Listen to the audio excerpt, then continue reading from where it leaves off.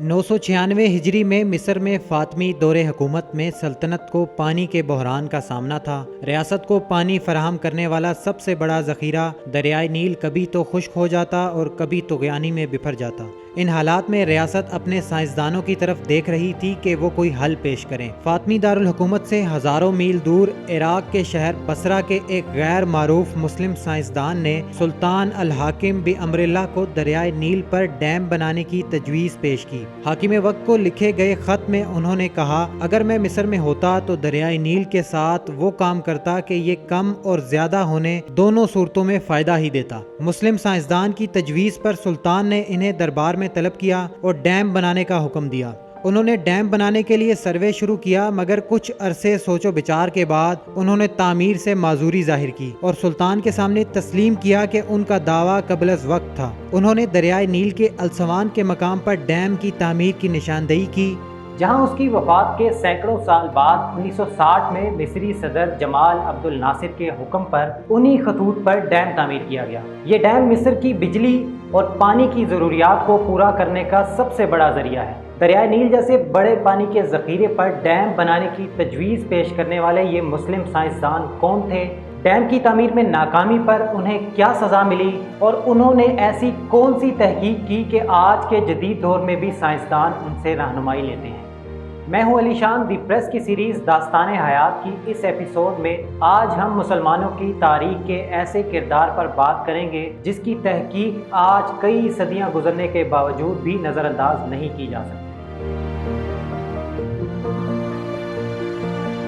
8ویں سے 11ویں صدی کا عرصہ مسلمانوں کے علمی اور سائنسی عروج کا زمانہ گزرا ہے۔ اسی عرصے میں عرب اور مسلم دنیا نے وہ عظیم ماہرین علوم، ریاضی دان اور سائنسدان پیدا کیے جن کے علم اور مشاہدے نے جدید سائنس کی بنیاد رکھی۔ اس وقت یورپ اور مغربی اقوام جہالت کے اندھیروں میں ڈوبی ہوئی تھی۔ بعد کی صدیوں میں انہی یورپی اقوام میں پیدا ہونے والے سائنسدانوں نے مسلمانوں کے علوم سے استفادہ حاصل کرتے ہوئے جدید اور عقل کو حیران کر دینے والی ایجادات کیں۔ مسلمانوں کے اسی سنہری دور نے 10ویں صدی میں ایک عظیم ریسرچر اور سائنسدان کو جنم دیا جس نے افلاطون اور بطلیموس جیسے قد آور ماہرین علوم کی ریسرچ کو چیلنج کر ڈالا اور ان کے نظریات کو رد کرتے ہوئے وہ نظریات پیش کیے جن کو آج کی جدید ترین سائنس بھی نہ جھٹلا سکی۔ ابن الہیثم کا نام کئی صدیاں گزرنے کے باوجود سائنس کی دنیا میں موجود ہے اور ان کی کتابیں آج بھی جدت اور ترقی کی راہ دکھا رہی ہیں۔ ابو علی الحسن ابن الہیثم 965 عیسوی میں عراق کے شہر بصرہ میں پیدا ہوا۔ وہ تعلیم سے فارغ ہونے کے بعد اس وقت کے علم کے مرکز قاہرہ چلا گیا، جہاں اس کی ریاضی دان اور انجینئر کی حیثیت سے شہرت حاکم وقت کے دربار تک جا پہنچی۔ فاطمی خلیفہ حاکم بامر اللہ نے اسے خوب احترام بخشا۔ اسی عرصے میں دریائے نیل میں اٹھنے والی طغیانی نے ارد گرد کے علاقوں میں شدید نقصان برپا کیا، جس پر ابن الہیثم نے اس دریا کے تینوں اطراف میں ڈیم بنانے کا منصوبہ تیار کیا، لیکن وسائل کی کمی اور دیگر وجوہات کی بنیاد پر اس منصوبے پر عمل نہ ہو سکا۔ روایات کے مطابق ابن الہیثم نے خلیفہ وقت سے معذرت کر لی جو قبول ہوئی، لیکن ابن الہیثم نے اسے وقتی خاموشی یا چال سمجھتے ہوئے بادشاہ کے غضب سے بچنے کے لیے پاگل پن کا ڈرامہ رچا لیا۔ ڈیم کی تعمیر میں ناکامی پر خلیفہ ان سے مایوس ہو گیا اور انہیں 1011 سے 1021 عیسوی تک قید تنہائی کاٹنی پڑی۔ انہیں خلیفہ کی موت کے بعد رہائی ملی۔ ابن الہیثم کو اس وقت ڈیم کی تعمیر میں کامیابی نہ ملی۔ مصر میں حکومتوں کی تبدیلی، بادشاہت سے جمہوریت اور آمریت کا سفر طے ہوا، مگر مصری اس عظیم سائنسدان کی تجویز کو نہ بھلا پائے۔ ابن الہیثم کے انتقال کے 800 سال بعد وہ موقع آیا جب ان کے خواب کو تعبیر ملی۔ دریائے نیل پر اسی مقام پر ڈیم تعمیر کیا گیا جس کا سروے وہ کئی صدیاں پہلے کر چکے تھے۔ ناکافی وسائل کی وجہ سے جس منصوبے کو انہیں ترک کرنا پڑا، آج وہاں براعظم افریقہ کا سب سے بڑا ڈیم اپنی شان سے قائم ہے۔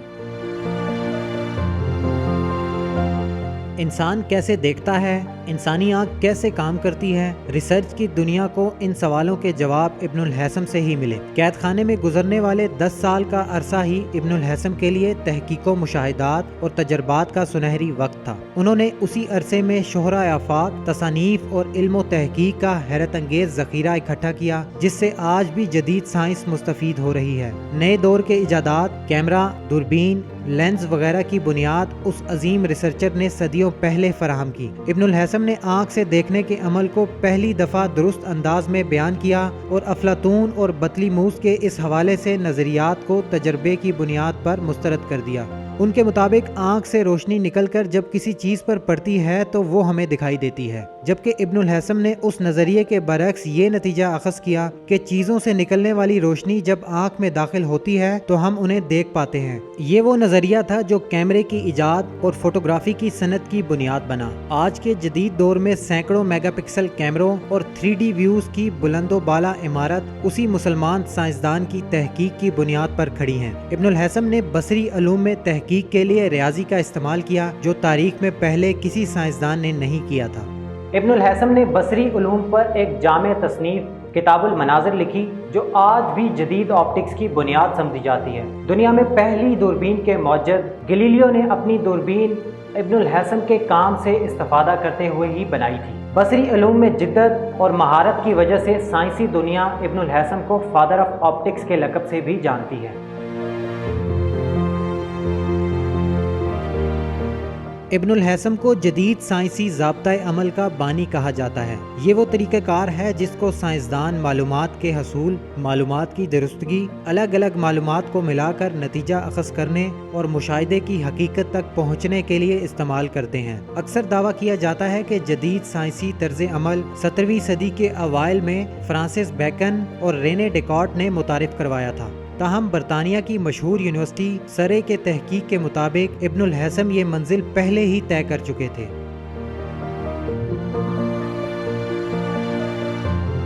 ابن الہیثم نے دوران قید اور اس کے بعد کی زندگی کو علم و تحقیق کے لیے وقف کر دیا۔ دنیا کا پہلا کیمرہ، پن ہول کیمرہ، اسی سائنسدان کی قابل فخر ایجاد ہے۔ اس کی طویل تحقیق اور علوم میں مہارت نے جدید سائنس کو بنیادیں فراہم کی۔ آج کے دور میں استعمال ہونے والے مختلف لینس، اینک، کیمرہ اور دوربین جیسی عقل کو دنگ کر دینے والی ایجادات اسی کے علم و تحقیق کے نتیجے میں بننے والے نظریات اور قوانین کو بنیاد رکھ کر کی گئیں۔ آپٹکس کے علاوہ وہ وقت کے بہترین ریاضی دان بھی تھے۔